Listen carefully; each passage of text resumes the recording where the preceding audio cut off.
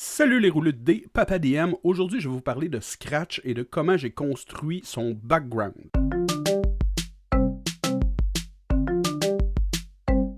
Là, j'ai pas la référence, mais il me semble que c'était Gary Gygax qui a dit que le background d'un personnage, ça se construisait dans les levels 1 à 5. Et ça, j'aime beaucoup ça, cette idée-là. J'aime bien l'idée que quand tu crées un personnage, tu mets les grandes lignes pour un peu définir sa personnalité, mais tu laisses des vides à remplir à mesure que tu joues. J'ai présentement une campagne de Forbidden Land qui dure depuis une quinzaine de sessions et je me suis beaucoup attaché à mon gobelin Scratch.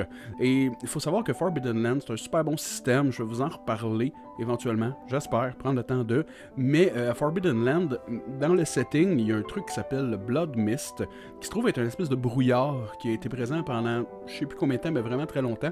Et ce brouillard-là, quand tu étais pris dedans, il tuait tout.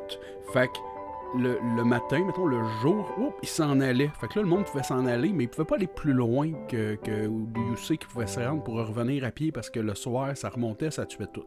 Donc, c'est là-dedans que mon gobelin Scratch de 65 ans évoluait et je me disais, il n'a jamais vraiment quitté son village. Fait que là, j'ai imaginé, bon, je pense qu'il était surtout dans le ménager plantes. On travaille des jardins, on transporte des plantes, on fait ce genre d'affaires-là. Ça justifiait un peu mes affinités avec les poisons. Et il y avait aussi, parce qu'il est sorcier, il y avait aussi quelque chose dans les runes. Je me suis dit, il travaillait pour un gars plus vieux que lui qui a enseigné les runes pour qu'il apprenne à se débrouiller avec ça quand il est vieux. Puis je me suis pas mal arrêté là. Je me disais que j'étais pour construire le reste, remplir les trous au fil de l'aventure. Mais hey, 65 ans, ça fait quand même beaucoup de trous à remplir.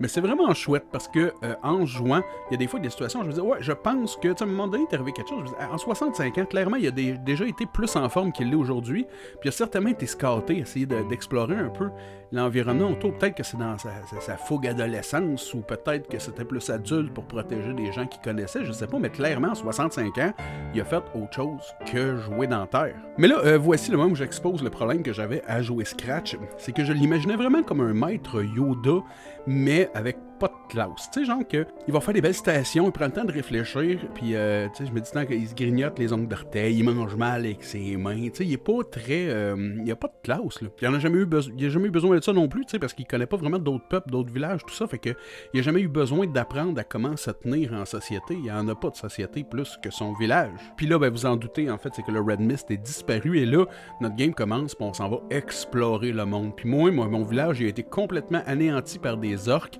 et je me dis, je sais que je suis vieux, que je vais mourir n'importe quand, fait que je me suis dit, je vais juste aller mourir en essayant de me venger. Je vais pas expliquer la game, mais j'avais un certain problème parce que je me disais, un gobelin, c'est quand même assez primal. Tu sais, ça a c'est des instincts de rage, tu sais, ça mord, ça graffine, tu sais, ça roche, ça capote. Mais comment faire fitter ça avec mon idée de sagesse de vieux? On dirait que dans ma tête, je voyais, mais j'arrivais pas à rendre ça cohérent. Et là, bang, j'ai eu le flash, mais c'est exactement ça. Donc, je vois mon Scratch comme étant un peu un maître Yoda, plein de sagesse, mais qui boite à cause qu'il a mal aux jambes, puis qui est roche, puis il y a pas beaucoup de points dans le combat, tout ça, j'en ai rajouté un peu avec le temps pour être capable de me débrouiller, mais tu sais, lui, c'était vraiment plus la magie, mettons, qu'il avait dans son sac, mais encore là, il l'avait pas exploité de sa vie. T'sais, il savait le faire, mais ça lui sert à quoi de pouvoir faire blind ou illusion, tu sais, il n'y avait pas besoin de ça. Et là, lui, il avait beaucoup de colère en lui, puis de temps en temps, tu sais, quand il passait au combat, il était, je le voyais très drastique, tu sais, prêt à sauter sur quelqu'un, il donne des coups de poing, même s'il sait que ça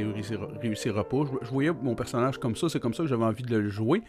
Mais j'avais envie quand même qu'il fasse un peu mal. Et c'est là que j'ai vu ça arriver. Je vous transporte dans l'univers de Star Wars, ok? On a Maître Yoda qui arrive pour aller combattre Dooku à la fin de l'épisode 2. Et il se pointe avec sa canne. Puis là, il lâche sa canne. Et il garoche la capine.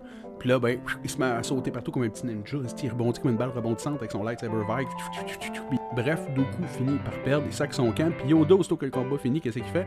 Ben, il va rechercher sa canne parce qu'il boite. Mais pourquoi est-ce que Yoda a réussi à faire ça? En fait, c'est que la force, c'est la force dans Star Wars qui, quand il l'utilise, réussit à y redonner un peu sa jeunesse d'antan. Déjà, il y a un parallèle à faire. Je vois vraiment Scratch comme il y a de la misère à se déplacer.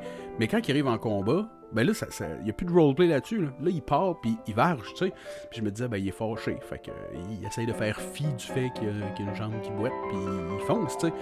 Et là, vu qu'il a redécouvert un peu la sorcellerie à travers ça, je me suis dit, c'est ça. quand il tombe en combat, il tombe dans une espèce de rage mode. Et ça le revigore le temps d'un combat. C'est ça que j'avais envie de vous dire, en fait. C'est la seule chose à retenir de ce que je viens de vous raconter, c'est quand vous pensez à un backstory, c'est une très bonne idée de laisser des trous. Comme ça, ben, quand le maître de jeu dit « Toi, Scratch, penses-tu que tu sais comment reconnaître un chêne et un érable? » Ben, je me pose la question, mon personnage, il reconnaît tout ça, les arbres? Ah ben, il a sûrement déjà été scouté, il a travaillé dans la botanique. Ouais, il y a une base sur les arbres. Puis on continue là-dessus. Y a-t-il une base en cuisine? Je pense qu'il peut reconnaître les plantes qu'il peut bouffer, mais je pense qu'il est pas top pour les cuisiner. C'était pas ça son jam quotidien, tu sais, mais capable d'en faire un peu quand même. Il a 65 ans. That's it. Laissez des trous dans votre background et ayez la joie de découvrir ce que c'est faire votre personnage à mesure qu'il avance. Et surtout, n'en faites pas trop, parce qu'il y a plein de parties de votre background que ça vous aide à jouer, tant mieux. Mais il me semble que ce serait pas le fun que vous vous primiez de développer votre personnage parce que vous avez déjà écrit sur une feuille qui a été mariée. Ce que j'ai jamais dit, d'ailleurs. Scratch a 65 ans, j'ai déjà dit que sa famille était morte, ses amis, à cause des orques. Mais j'ai pas spécifié, y avait-il une femme, y avait-il des enfants? Je n'ai pas la réponse, et mon DM ou les situations ne m'ont jamais emmené à choisir.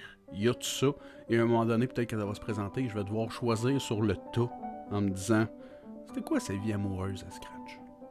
That's it, le roulé de dés. Ciao, bye!